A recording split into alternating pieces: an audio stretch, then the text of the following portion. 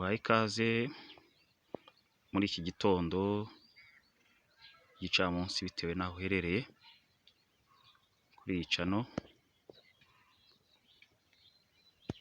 ngusuhuza ngira nti amahoro y'Imana nabane nawe. Nkuko rero twabyiyemeje kubagezaho serivisi nziza zijyanye n'ibibanza bigurishwa, amazu agurishwa, imirima ndetse n'amasambu. Uyu munsi twanyarukiye mu karere ka Bugesera,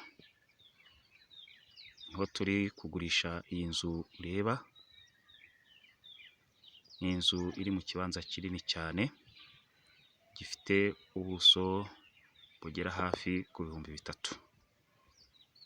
Iyi nzu nk'uko uyireba rero ifite ibyumba 5, ikagira salo na saramanje.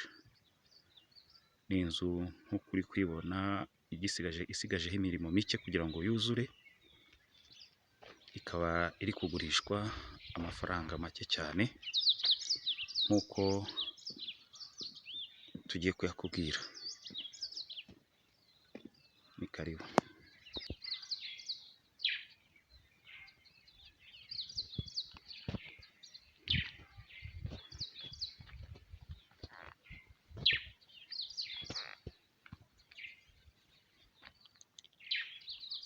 Iyi nzu irashaka amafaranga miliyoni 35 y'amanyarwanda.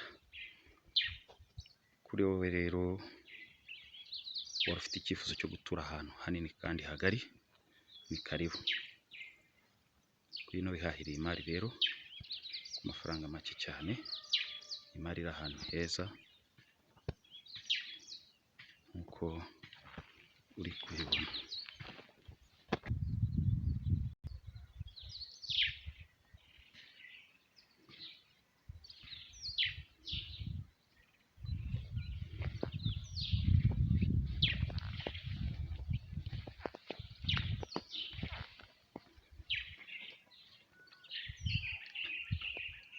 Urabona ko hamaze no kugira ibikorwa by'amajyambere, amazi arahari, umuriro urahari.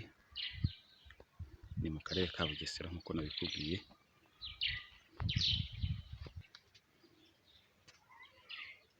Ni ahantu heza kandi hagendeka.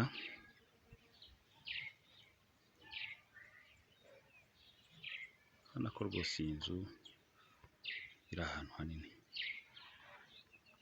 Ku mafaranga make miliyoni 35 gusa, ubundi ugakomereza aho yari igeze ukayuzuza. Ni karibu rero, ngwino wihahire iyi mari.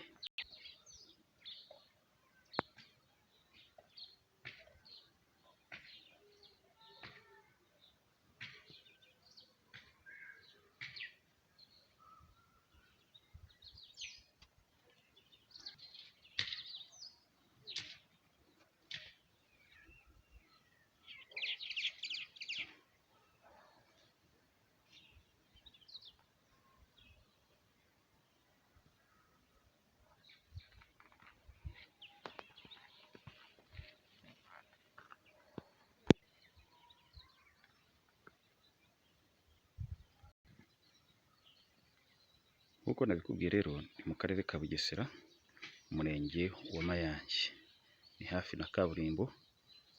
Ni inzu iri ku muhanda kandi iri ahantu heza cyane. Ni karibu rero, ngwino tuyikugezeho uduhamagara kuri 0788 58 10 76.